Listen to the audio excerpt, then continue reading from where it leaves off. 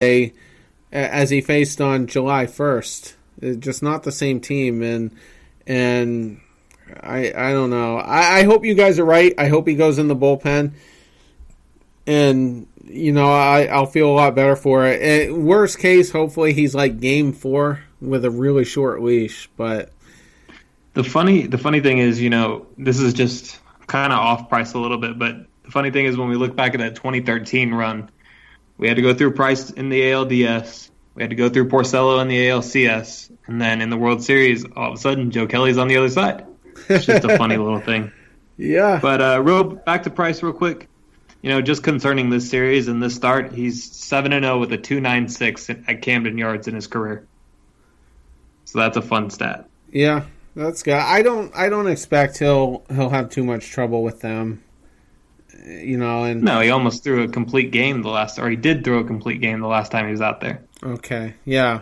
It's really just the later part of September that, I'll definitely be focusing on with him when we have to face Cleveland, who typically was a good lefty hitting team. I don't know how they've been this year, but, that's something we'll definitely have to keep an eye on. They definitely hit Chris Sale really good, but luckily... Yeah, they're an AL Central team. Yeah, luckily we won't have to deal with them until the ALCS. So, and at that point, if we get there, we'll probably have a little bit of momentum. So, real quick, we don't need to rule out the fact that Oakland could possibly pass Houston. I've been saying this for almost 2-3 weeks now. I think they're going to pass them at some point. I don't think that they'll win the division, but there is a shot that they could win the West. And only because of the injuries. I mean, yeah. Look, Correa is going to be coming back hopefully soon. Altuve, I think, just got back. And then you've had little nitbits. McCann's been out for the last couple months. I mean, this is not the same Astros team as last year, mainly because the injury bug has hit them. And I get that the rotation is the best in the league. I still think the Astros on paper are the best team in the American League just because they're the champs and they have 3 guys you could say technically are competing for the Cy Young Award in the AL. So, but you're right though, Austin, about how Oakland probably won't win the division, but it would not shock me, and I don't think it would shock a lot of people if they eventually were able to at least hop over the Astros for at least a week, maybe 2 weeks, and that could very well wake up the Astros. I mean, look. That's the last thing that we need. Yeah, I mean, if you look at the last, I think it was like 50 games or something like that. I saw that today on MLB Central. They're 35-18. They're destroying, and it's not like they're just beating teams like getting by like the Mariners were, where they were beating teams by 1 run. They are demolishing teams left and right. And you're talking about a rotation in Oakland, and you mentioned, Terry, about how New York might struggle against them. They're going to struggle against them. I don't care if they're home or away. You're talking about a young team that hits home runs, and they're going to bash you to death. And their starting rotation might not be the wow team, the wow guys. They have Manaea, but then you have Fires, you have Edwin Jackson, you have Brett Anderson. Their rotation's not going to really scare you other than Manaea. But that bullpen is, if it can stay hot like it is right now, it's probably one of the most lethal bullpens in the game, and it could be very well be a bullpen versus bullpen matchup. And if you put a gun to my head and ask me, all right, Yankees, Oakland, wild card game, it's a bullpen game. Who's going to win? Right now, I'm not feeling that comfortable with the Yankees bullpen. I'd have to sway it towards Oakland, and it could very well go back and forth between now and whenever the wild card game is. But right now, Oakland's bullpen looks lights out, while New York, it's leaking some oil. Well, think about it. Fernando Rodney, you have Juris Familia, Blake Trinan, Sean Kelly, and there's a lot more names in that pen. But those 4 by themselves look really good. And then you add in Trevino, and then you mentioned, Trevino's look phenomenal. I really do think that Oakland understands that they do not have a rotation that's going to beat teams other than Manaea, so they're doing what Kansas City did. All right, let me have the Chris Young, who could very well be Mike Fiers, for example, a veteran guy who relies more on command rather than speed. Let me get a guy who can pitch to contact. We have a good defense. Just try to go 4, maybe 5 if you can, and then we'll give it right to the bullpen. And at the first sign of trouble, they'll go to Trevino. They'll go to Familia. They'll go to Fernando Ryan. They'll go to whoever.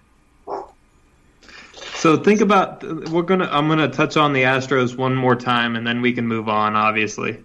But think about this: they're down 3 to Seattle right now in the current game. They're only 5 up on the A's right now. They have 3 more with Seattle, 2 more with Colorado, 3 with Oakland, 3 with Seattle, and then they go Angels, and then 3 more with Oakland. That's just in the month of August. So this team could struggle because Oakland's got a lot of games left with Texas. Is Trinan still the closer in Oakland, or is that Familia now? No, Familia is not going to be the closer. Trinan is having, you know how certain relievers are having like career years. He's having a career year. That's what I thought. I should be paying more attention to them because, like Austin's saying, they are a threat for the division, and I think that would be fun. I would love to see that, and of course we would. It eliminates one of the people that we hate. Well, if you look at the Oakland, I mean, the trade that Oakland made last year when they gave up Doolittle and Madsen, okay, they acquired a couple guys who, honestly, if you're not a prospect guy like myself or Austin, I know Terry, you listen to it, you pay attention to it a little bit. They acquired a kid, Jesus Luzardo, who was coming off of Tommy John surgery, and teams were kind of like, okay, how's this kid going to react? Now he's one of their, if not the top prospect, he's pretty close to it. And Trinan was just a throw-in, and now he's dominating. Got an angry dog over there. I just feel like I mean, Oakland looks complicated to me, and I don't know how much I would look forward to them in a 5-game series. I mean, every time we go out there, we get thumped. So exactly, you can't figure them out. Yeah, it reminds me a lot of the 2015 Royals.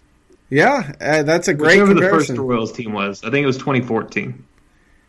The World Series. Nobody really saw them coming. They're not the obvious choice, and they're going to sneak into these playoffs and make some noise probably. Yeah, well, maybe you're thinking of 2014 when they lost in Game 7, but I think they were an 83-win team that year, and like you said, nobody saw it coming, and and I don't know. I mean, they just look complicated, and that no-hitter that Manaea threw against us, I mean, we kind of got to him in the rematch when they came to Fenway, but it's just the shit out of you now, doesn't it? You know what? It has 2016 Cleveland Indians written all over it to me. Just you go in and just get blindsided. I don't know. I mean, I'm just not comfortable right now.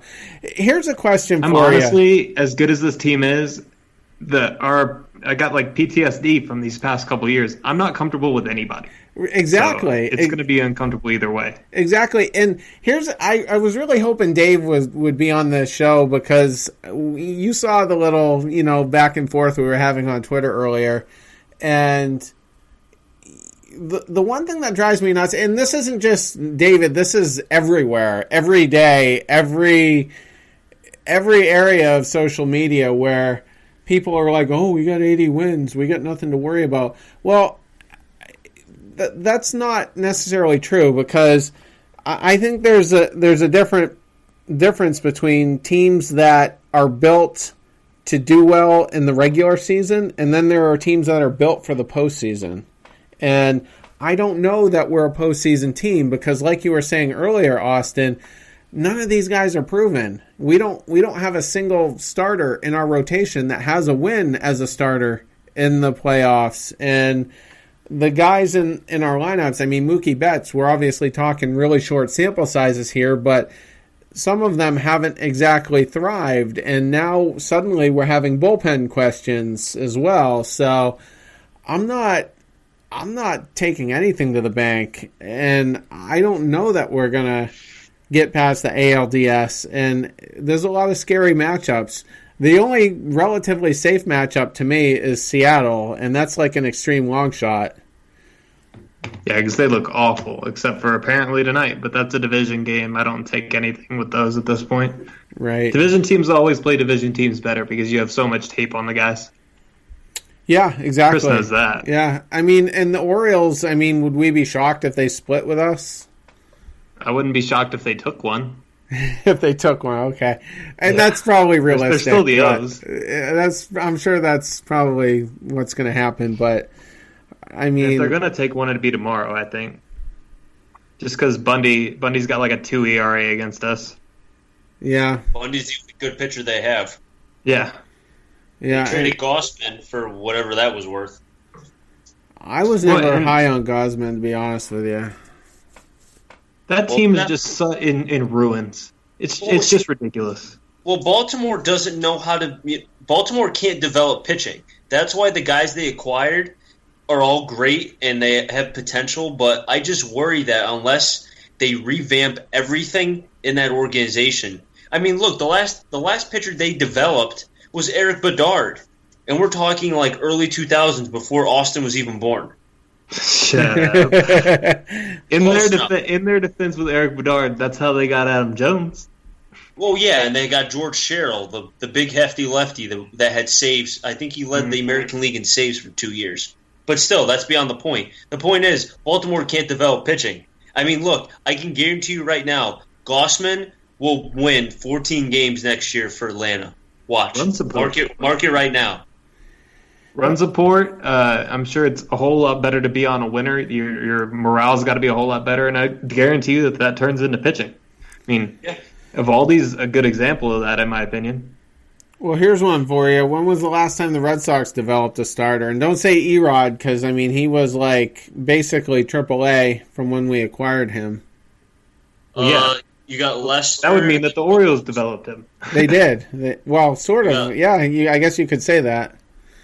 Lester and Buchholz. Yeah, you got to go back that far. One guy that people forget about, you could also say Justin Masterson, who would be a few years. Here we go. More There's recently. the Justin Masterson mention for the month. Yeah. He had a bowling ball sinker, too. Yeah. Yes, he did. And then another guy who left Baltimore and absolutely thrived and is still thriving is Jake Arrieta. So, yeah, he gave up 4 home runs, 3 of the 4 home runs to Josh Hamilton in Baltimore. Oh, wow.